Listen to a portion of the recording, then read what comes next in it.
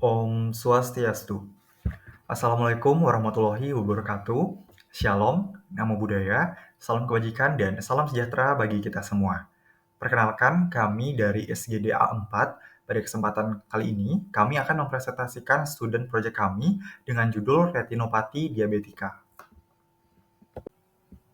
Baik, berikut ini merupakan anggota dari SGDA 4 dengan total 11 orang. Dan selanjutnya adalah sesi pemaparan materi. Untuk itu, kepada teman-teman yang bertugas, saya persilakan.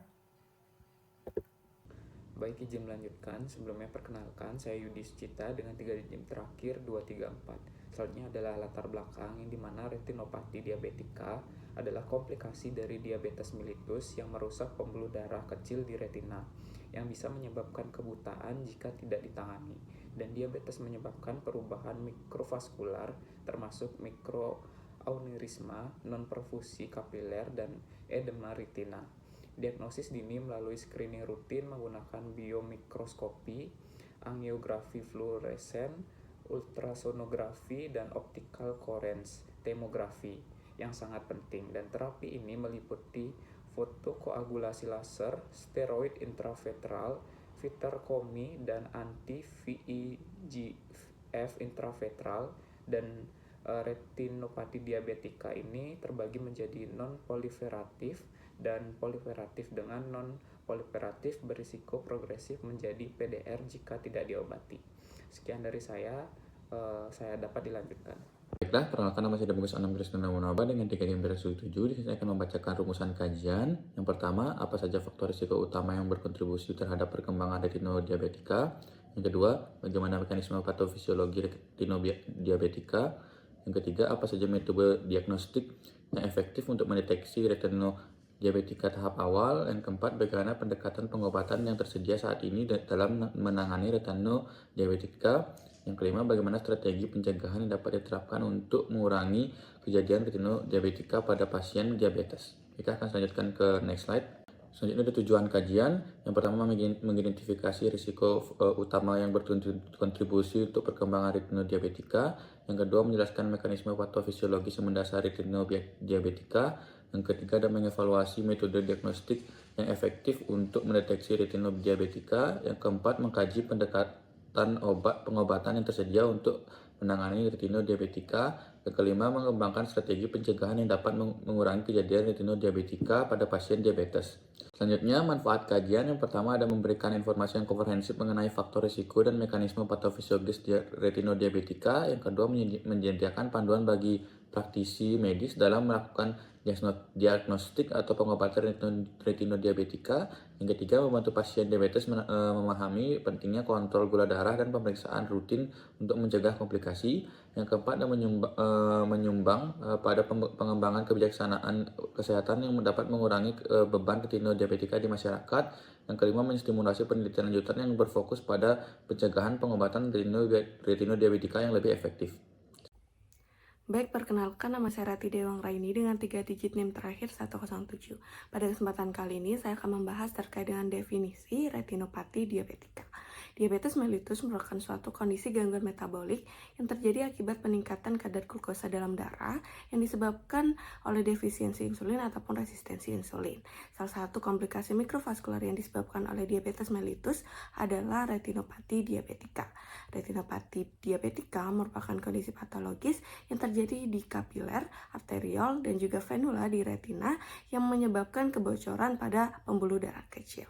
Pada penderita diabetes mellitus tipe 1 memiliki resiko lebih besar untuk mengalami komplikasi retinodiabetika sekitar 90% dibandingkan dengan penderita diabetes mellitus tipe 2. Mungkin sekian dari saya dan akan dilanjutkan oleh rekan saya. Terima kasih. Perkenalkan, nama saya Putu Mirawa SBY Putri dengan 3 digit NIM terakhir 215.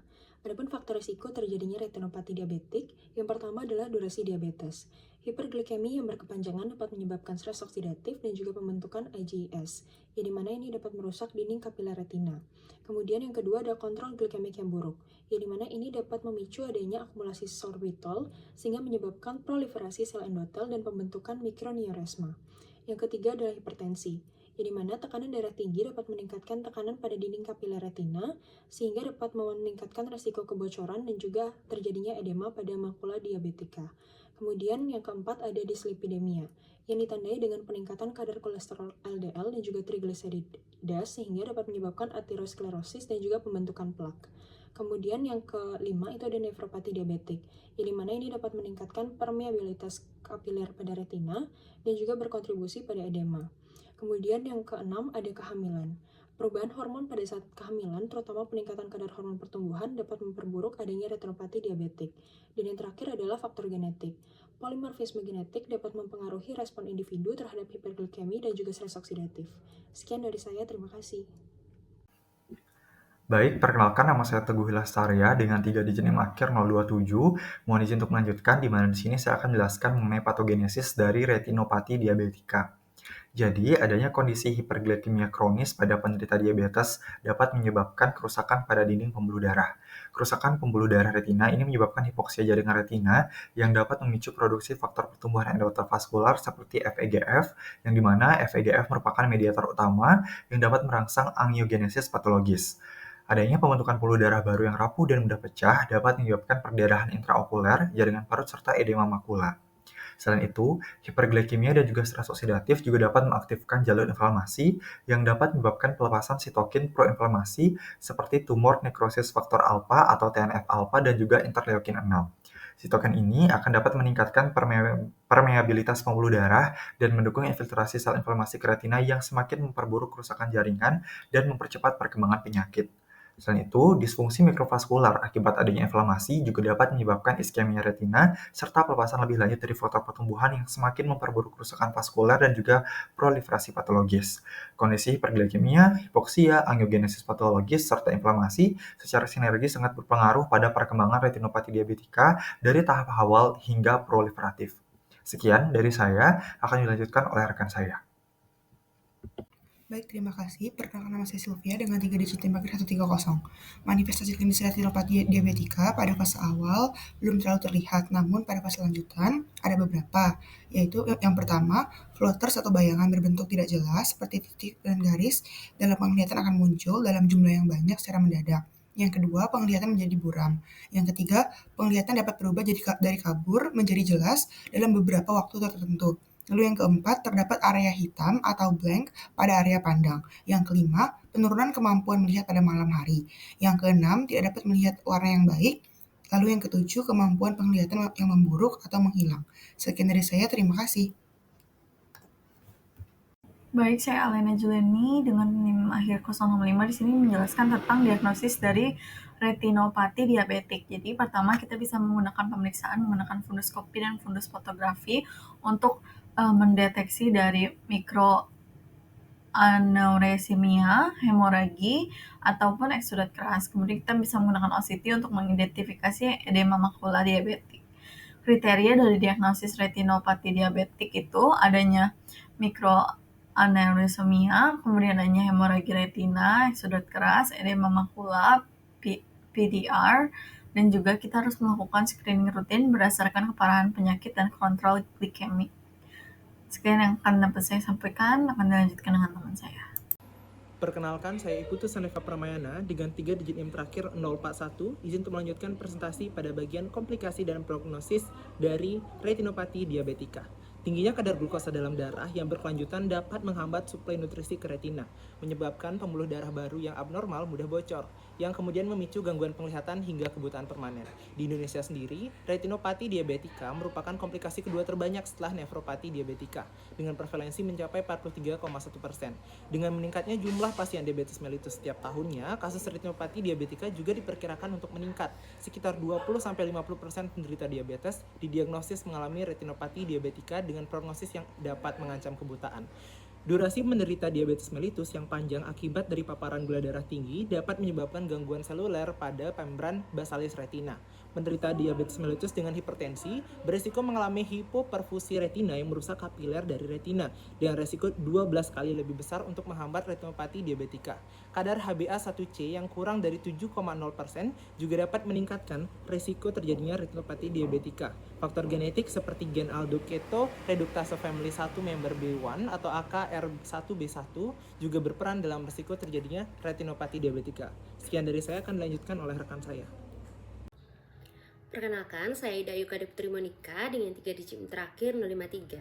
Di sini saya akan membahas tata laksana retinopati diabetik, di mana retinopati diabetik adalah komplikasi yang terjadi pada diabetes kronis dan tidak terkontrol. Perawatan sistemik pada pasien sangat perlu dan penting untuk mengendalikan penyakit yang mendasarinya. Mengendalikan faktor risiko sistemik selain dengan diabetes dapat mengurangi perkembangan retinopati dan mendukung proses pengobatan mata.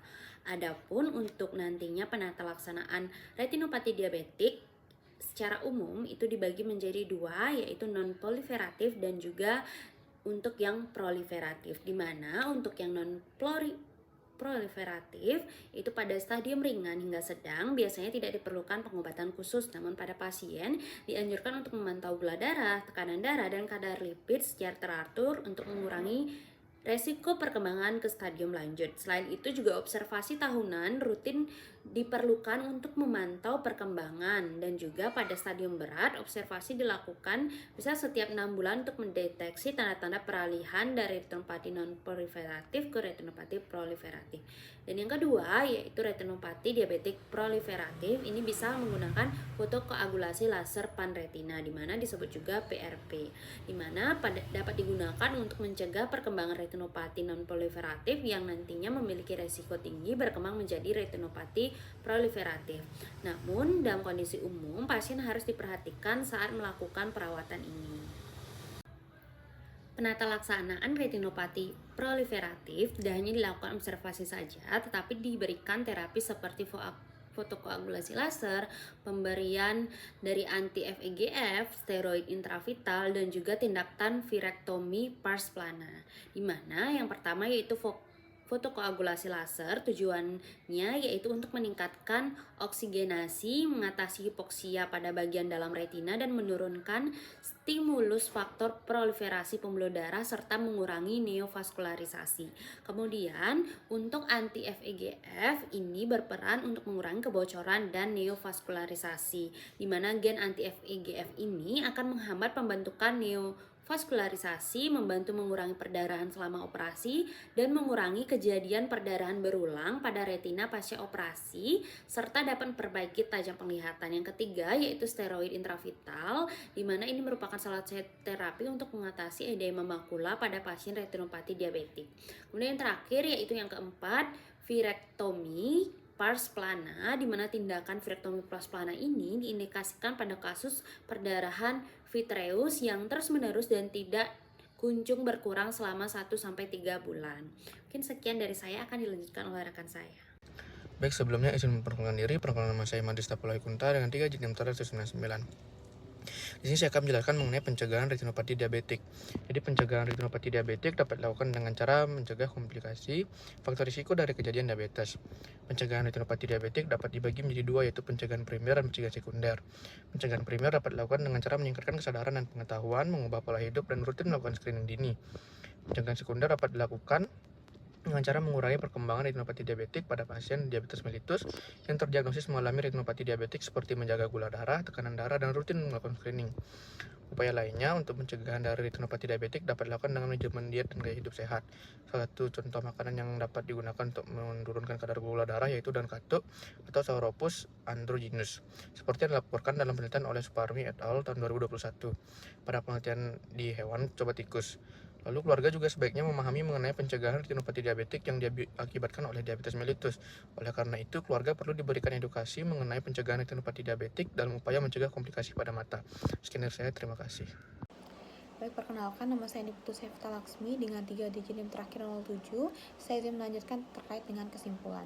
Jadi diabetes mellitus ataupun DM itu sendiri merupakan suatu kondisi gangguan metabolik akibat terjadi suatu peningkatan kadar glukosa dalam darah yang disebabkan akibat adanya defisiensi insulin ataupun resistensi insulin.